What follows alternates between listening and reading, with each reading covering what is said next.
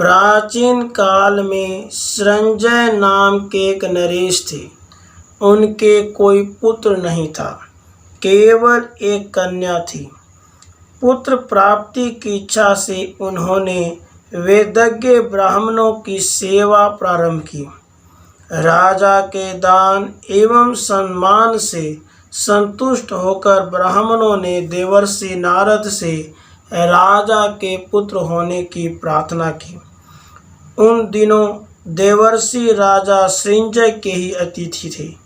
ब्राह्मणों की प्रार्थना से गर्वित होकर देवर्षि ने राजा से कहा, तुम कैसा पुत्र चाहते हो? अब राजा सृंजय के मन में लोभ आया। उन्होंने प्रार्थना की, आप मुझे ऐसा पुत्र होने का वरदान दे जो सुंदर हो, स्वस्थ हो, गुणवान हो तथा उसके मल मूत्र थूक कफ आदि स्वर्णमय हो। देवर्षि ने कुछ सोचकर एवमस्तु कह दिया। उनके वरदान के अनुसार राजा को थोड़े दिन में पुत्र प्राप्त हुआ। उस पुत्र का नाम राजा ने सुवर्णष्ठिवी रखा। अब सृंजय के धन का क्या ठिकाना था। उनके पुत्र का थूक तथा मल मूत्र सभी स्वर्ण होता था। राजा ने अपने राजभवन के सब पात्र आसन आदि स्वर्ण के बनवा लिए। इसके बाद उन्होंने पूरा राजभवन ही स्वर्ण का बनवाया। उसमें दीवार, खंबे, छत तथा भूमि आदि सब सोने की थी। राजा के पुत्र सुवर्णष्ठिवी का समाचार सारे देश में फैल गया।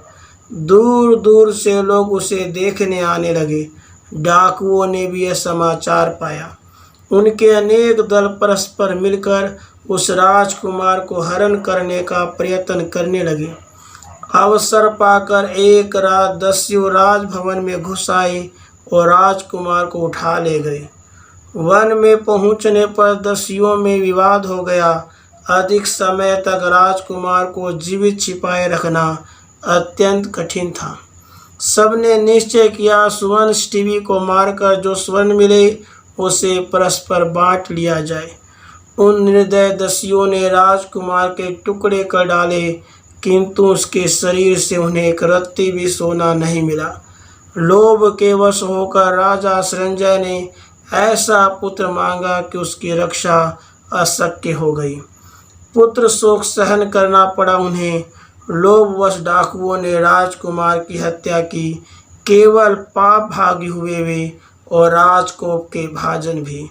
लाभ कुछ उन्हें भी नहीं हुआ। राधे कृष्ण, राधे कृष्ण।